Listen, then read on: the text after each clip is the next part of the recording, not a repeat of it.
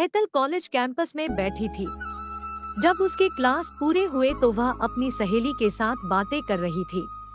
उसे रास्ते से जाते समय गायत्री दिखी।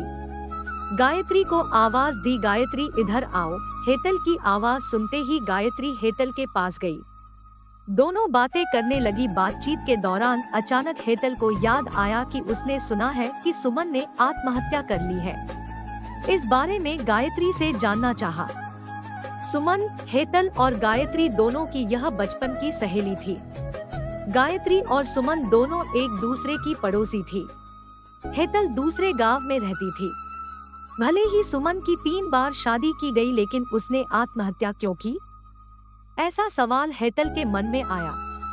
दरअसल वह अपनी प्यारी सहेली की आत्महत्या से बेहद दुखी थी। सुमन 9वीं कक्षा में थी तभी उसकी पहली शादी हुई थी। सुमन देखने में बहुत सुंदर थी। वह होशियार, शालीन और भविष्य के सपनों में रंगने वाली लड़की थी। उसने अपने जीवन में कई सपनों को चित्रित किया था, पर घर के लोगों ने उसकी जबरदस्ती से शादी करवा दी। हेतल के पास इतने सारे सवाल थे कि वह नहीं जानती थी कि गायत्री से कैसे पूछूं, लेकिन हर बात की सच्चाई जानना चाहती थी। और आखिर में गायत्री से पूछा कि सुमन ने आत्महत्या क्यों की। एक क्षण के लिए गायत्री चुप हो गई। जल्दी से उसके मुंह से शब्द नहीं निकल रहे थे। उसने गहरी सांस ली और बोलना शुरू किया। 3 साल पहले सुमन की शादी अबीर नाम के शख्स से हुई थी। वास्तव में उसकी बहुत अच्छी गृहस्थी चल रही थी।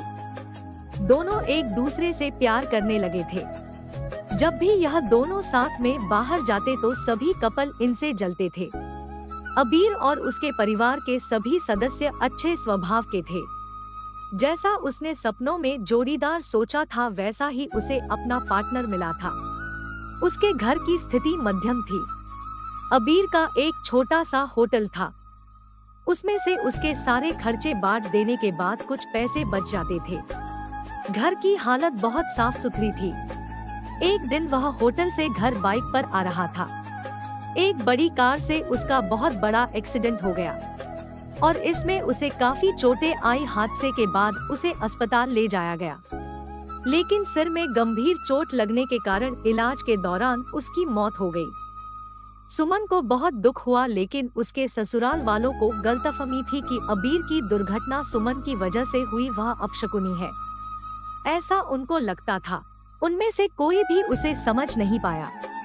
अबीर के जाने के बाद कुछ दिनों के भीतर ही सुमन को घर से निकाल दिया गया। उसे घर से बाहर निकालने के बाद वह मायके गई और कुछ दिन मायके में ही रही। लेकिन आसपास पड़ोसियों में चर्चा हो गई तो उसके माता पिता फिर से उसके लिए रिश्ता ढूंढने लग गए। जब वह बाहर निकलती थी तो लोग हमेशा उसे ताने मारते थे। इस वजह से सभी बहुत परेशान हुए। ऐसे में उन्होंने जल्दी जल्दी में अमोल से शादी करवा दी। अमोल बहुत बुरा आदमी था।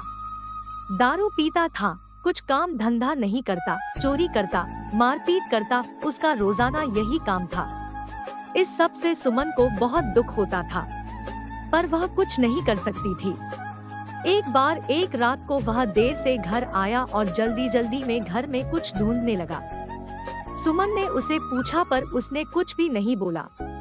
उसे जो चीज चाहिए थी वह उसे मिली नहीं, इस वजह से वह वहां से बाहर चला गया।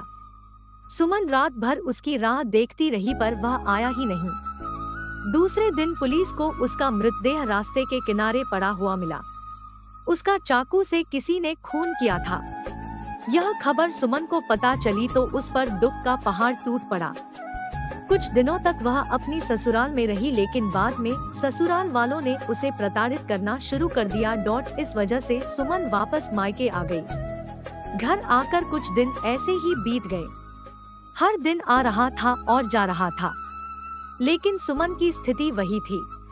उसकी तरफ देखा नहीं जा रहा था। उसका परिवार उसकी स्थिति को सहन नहीं कर सके, इसलिए उन्होंने उसकी वापस शादी करने का फैसला किया। उसके लिए रिश्ता ढूंढने लगे। उनके रिश्तेदारों में गौतम नाम का लड़का था। उसकी पहले से ही एक बार शादी हो चुकी थी और गौतम से सुमन की शादी करवा दी। सुमन बहुत खुश थी। शादी हुई और कुछ महीनों बाद उसे मालूम हुआ कि गौतम को कैंसर है। ब्लड कैंसर, इस बात का पता चलते ही उसके हंसते हुए चेहरे पर फिर से दुखी हो गया। लेकिन उसने हिम्मत से इन सब का सामना करने का फैसला किया। 5 महीने तक अपने पति की सेवा की, लेकिन आखिरकार 5 महीने बाद उसके पति की मौत हो गई। इस दुख से बहुत तंग आ चुकी थी। कुछ दिन बीत गए, लेकिन बाद में ससुराल वालों ने उसकी जिम्मेदारी लेने से इनकार कर दिया। उसे घर से निकाल दिया। उसके बाद वह फिर मायके चली गई, लेकिन उसके माता पिता, उसके भाई भाभी ने भी उसे घर में आने नहीं दिया। सभी तरफ से रास्ते बंद हो चुके थे उसके लिए। उसे उम्मीद की कोई किरण नजर नहीं आ रही थी। अंत में उसने खुद को खत्म करने का फैसला किया, उसका जीवन समाप्त कर दिया। सुमन की यह कहानी सुनकर हेतल की आंखें आंसुओं से भरकर बह रही थी। पूरा दिन वह सुमन के बारे में सोची रही। क्या इन तीनों घटनाओं में बेचारी सुमन का कोई भी दोष था? क्या उसके माँ बाप को सिर्फ उसकी शादी कर उसे हर बार किसी के पास भेज देना सही था? वो उसे अपने पैरों पर खड़ा करने की कोशिश भी कर सकते थे। सच कहो तो हेतल की जान उसकी बदनसीबी ने नहीं, उसके परिवार की, उसके आसपास के लोगों को छोटी सोच ने ली है। वो बेचारी मनहूस नहीं, बदनसीब थी, क्योंकि उसके आसपास ऐसी सोच रखने वाले लोग थे।